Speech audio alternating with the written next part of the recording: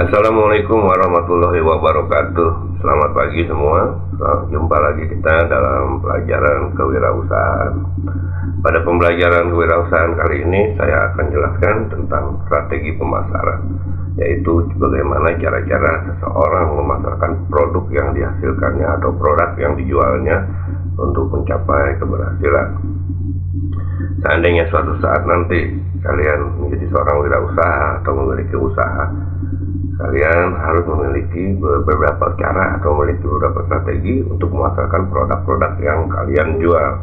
Karena tanpa strategi pemasaran yang bagus, kemungkinan usaha kalian untuk berkembang akan menjadi sulit. Baiklah, kita langsung saja simak video pembelajaran berikut ini.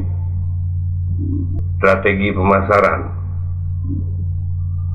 Apa itu strategi pemasaran? Strategi pemasaran adalah upaya untuk memasarkan suatu produk, dapat berupa barang atau jasa, menggunakan pola rencana atau taktik tertentu, sehingga jumlah penjualan menjadi lebih tinggi. Dalam menjual sebuah produk, seseorang harus mempunyai strategi pemasaran agar dapat mengembangkan usahanya. Tanpa adanya strategi pemasaran, tentunya seseorang akan kesulitan untuk meningkatkan penjualan usahanya. Beberapa strategi pemasaran yang dapat kamu lakukan. Yang pertama, kenali pasar atau pelanggan. Mengenali pasar adalah hal yang sangat penting untuk kamu lakukan pertama kali, karena pasarlah yang akan memakai produk kamu. Lalu bagaimana cara mengenali pasar? Kamu harus tahu sasaran pelanggan yang akan memakai produk kamu. Misalnya kamu bergerak di bidang pakaian wanita, maka sebaiknya sasaran yang kamu bidik adalah wanita usia 15-30 tahun. Semakin kecil atau semakin spesifik pasar yang kamu bidik, maka peluang untuk sukses di pasar tersebut akan semakin besar. Jadi cara pertama dari strategi pasar adalah mengenali pasar atau pelanggan, yaitu mengenali tempat di mana kamu akan memasarkan produk yang kamu jual. Kemudian kamu harus lihat juga sasaran atau misalnya konsumen yang akan memakai atau memanfaatkan produk yang kamu jual atau kamu buat. Contohnya tadi misalnya kamu berusahanya di bidang pakaian, yaitu bidang pakaian wanita, sebaiknya sasaran yang kamu bidik adalah wanita usia 15-30 tahun. Kenapa? Karena usia 15-30 tahun itu adalah masa-masa konsumtif bagi seorang wanita. Artinya di usia seperti itulah mereka yang paling banyak membeli pakaian, baik untuk sekolah, untuk fashion, untuk mode, dan lain-lain sebagainya. Yang kedua, memilih lokasi pemasaran yang tepat. Lokasi pemasaran juga menjadi hal penting dalam berbisnis, karena dalam berbisnis seseorang pasti memerlukan lokasi yang strategis untuk memasarkan produknya. Sebagai contoh, jika target pasar kamu adalah mahasiswa, maka kamu harus memilih lokasi yang dekat dengan kampus tersebut. Semakin dekat lokasi kamu dengan target pasar, maka akan semakin mudah orang tersebut untuk mencapai atau menjangkau produk kamu. Misalnya, kamu memilih usaha menjual alat tulis, buku, alat tulis, bolpen, pensil, dan lainnya juga, misalnya dilengkapi dengan usaha fotokopi. Usaha fotokopi dan penjualan alat tulis itu yang paling bagus boleh dibilang adalah lokasinya yang dekat dengan sekolahan atau kampus. Oleh karenanya, ketika kamu memutuskan untuk membuka usaha penjualan ATK, alat tulis kantor, dan usaha fotokopi, sebaiknya pilih lokasi yang dekat dengan kampus atau sekolah misalnya, supaya ketika mahasiswa atau siswa ingin memfotokopi diktat atau modulnya, mereka bisa memilih tempat kamu sebagai pilihannya. Yang ketiga, manfaatkan media sosial. Di zaman yang serba canggih ini, hampir semua orang sudah mempunyai media sosial seperti Facebook, Instagram, dan Twitter. Kamu bisa memasarkan produk kamu lewat pemasangan iklan di beberapa media sosial tersebut. Hal ini bisa menjadi cara yang sangat efektif untuk memasarkan sebuah produk.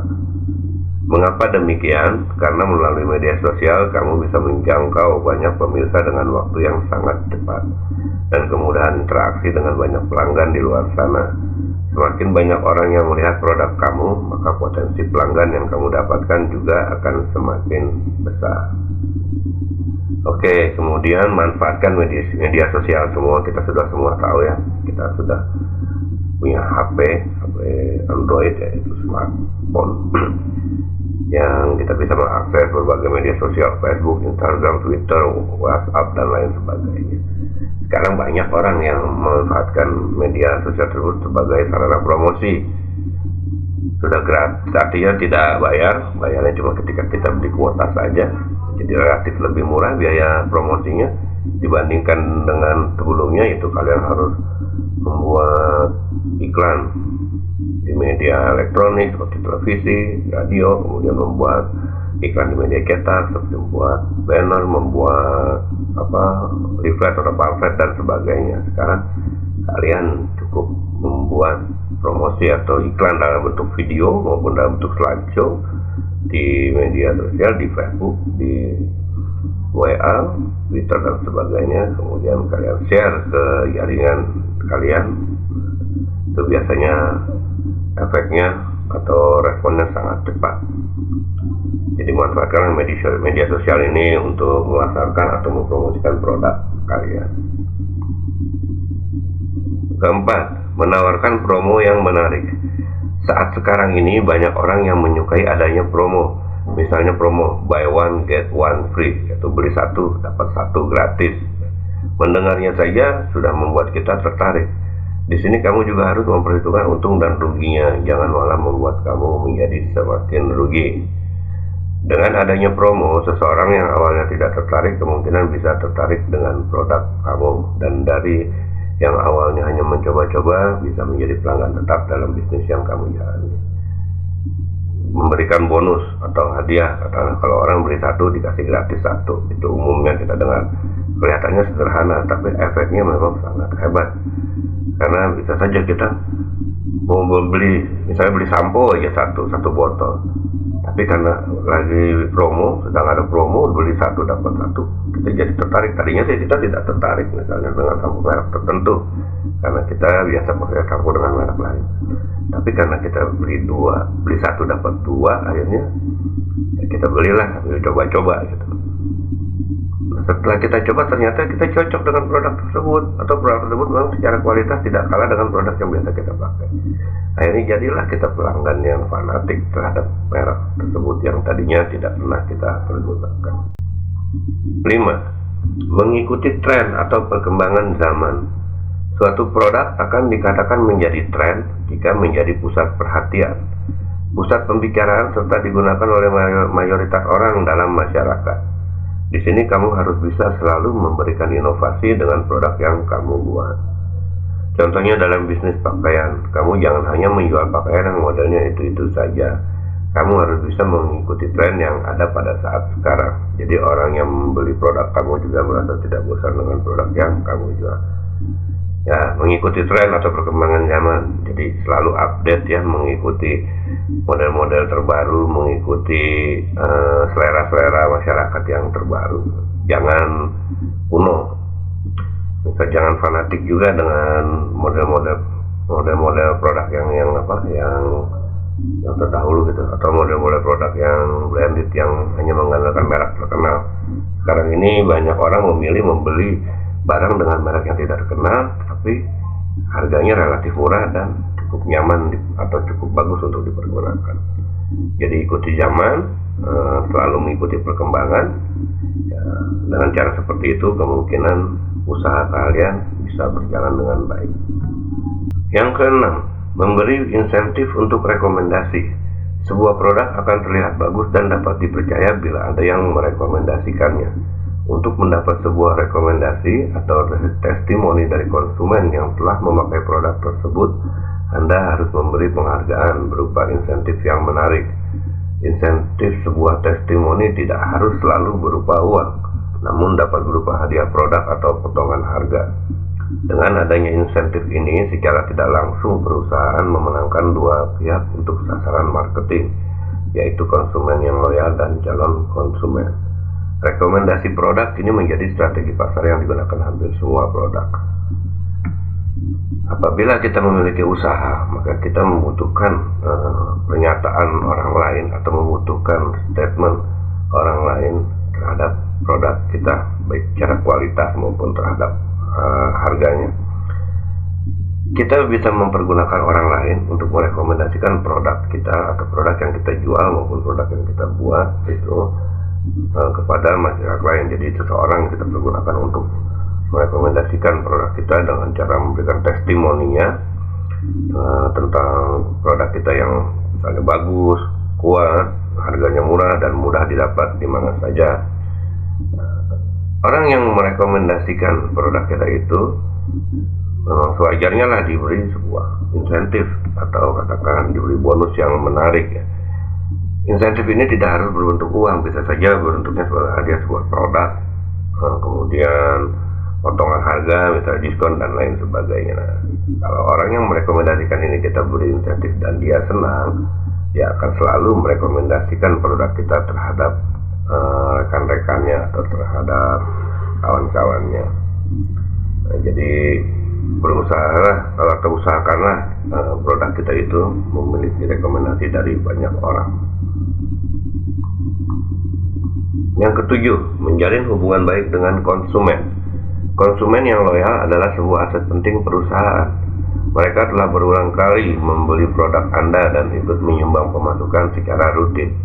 Jika tidak ingin kehilangan sebuah pembelian, di tengah persaingan banyaknya produk serupa, maka tidak ada salahnya Anda memberi penghargaan kepada para konsumen yang loyal terhadap perusahaan dengan cara menanggapi masukan konsumen maupun memberi hadiah.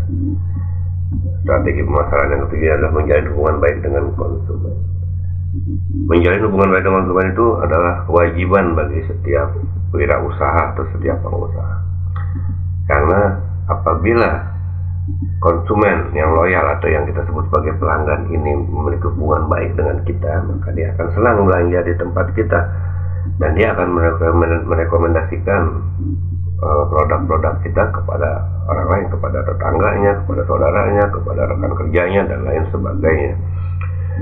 Ya, tapi apabila hubungan kita dengan konsumen yang loyal ini tidak baik, maka konsumen tersebut mungkin merasa tidak puas, tidak cocok, akhirnya dia menarik diri, tidak lagi belanja di tempat kita, dan mungkin dia merekomendasikan keburukan produk kita atau pelayanan kita terhadap rekan-rekannya tadi, terhadap tetangganya, saudaranya, dan sebagainya, yang mengakibatkan pelanggan kita yang sudah banyak akhirnya kemudian menarik diri karena dianggap bahwa produk kita tidak bagus atau pelayanan tempat usaha kita tidak bagus karena ada rekomendasi dari konsumen yang tidak puas tadi. Akhirnya mereka semua menarik diri, ya, mengurangi pembeli di tempat kita dan tentu saja mengurangi masukan dan keuntungan usaha kita. Oleh karenanya wajib bagi sebuah perusahaan atau seorang wirausaha untuk menjaga hubungan baik dengan konsumen. Nanti kemudian bentuk menjaga hubungan baiknya bisa saja dengan menanggapi masukan mereka. Misalnya mereka punya masukan, kemudian kita tampung atau memberikan hadiah kenang-kenangan atau souvenir yang menarik untuk konsumen yang loyal tersebut. Baiklah, demikian pembelajaran kewirausahaan kita untuk hari ini tentang strategi pemasaran. Insya Allah minggu depan kita akan bahas materi-materi berikutnya. Jangan lupa jaga kesehatan, tetap semangat. Wassalamualaikum warahmatullahi wabarakatuh.